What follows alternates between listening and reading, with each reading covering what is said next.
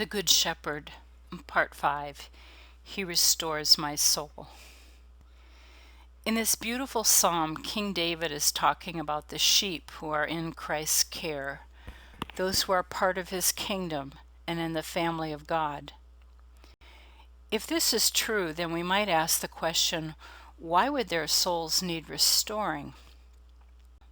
King David himself loved God and followed him, but he also knew something about depression, being cast down and dejected. As a shepherd, he knew all about cast sheep. These were usually fat sheep with long fleece that had rolled over onto their backs and just couldn't get up. In panic, they lay with their legs flailing in the air and a pathetic bleat of frustration. If the shepherd didn't get there in time, they would die from gases built up in the rumen, cutting off circulation to all extremities. If this sheep was pregnant, then the economic loss to a shepherd was doubled. So you can be sure if the shepherd didn't see a sheep, he was off looking for it immediately, because time would be of the essence.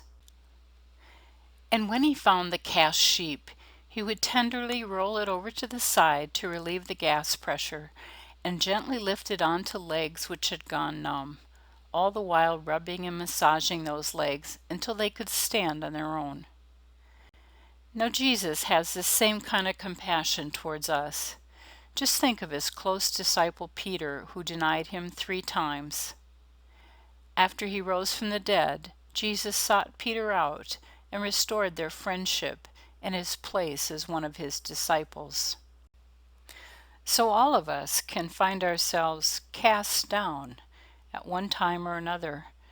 In fact, it's often when we are feeling most sure of ourselves when we stumble and fall. The sheep gets in trouble when they find that nice grassy soft spot. They settle down into it only to find they lose their footings and end up on their back. A parallel for us is when we're looking for the easy way. When there is no hardship, no need for endurance or demand for discipline, we put ourselves in a vulnerable place, a place where we can easily be knocked off guard. It's just when we think that we've made it, when we're most in danger. And it's then that Jesus needs to move us to a new pasture that isn't quite so comfortable. If a sheep has too much wool, it can soon become matted with mud, manure, burrs, and all kinds of other debris. The sheep literally gets weighted down with his own wool and then lose their center of gravity when laying down. In Scripture, wool is symbolic of our old self-life. It speaks of pride, of self-importance, of independence, and personal preferences. It can also be the accumulation of stuff, worldly possessions, and ideas. It's here that Jesus must deal most drastically with us because he knows all the dangers of this old self-life being pursued by us.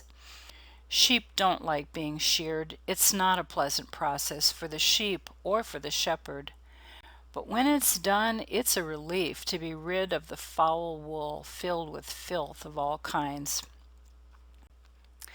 In a similar way, Jesus takes the sharp edge of his word to our lives, his word that shows us our true self. It's a hard and messy undertaking. But when it's over, we are truly restored.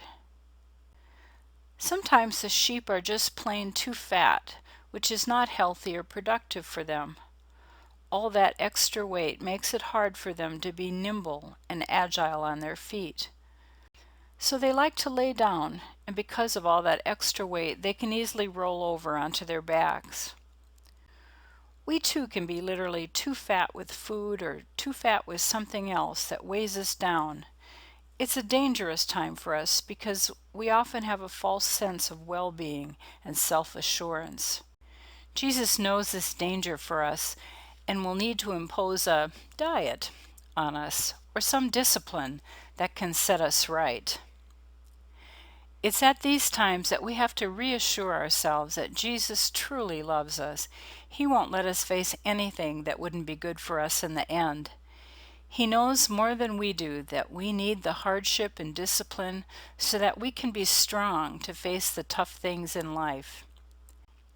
If we feel they are too much to bear, it will drive us to Jesus. God's promise to us is clear. The temptations in your life are no different from what others experience, and God is faithful. He will not allow the temptation to be more than you can stand. When you are tempted, He will show you a way out so that you can endure. So the knowledge that Jesus knows what He's doing with us should bring each of us great comfort.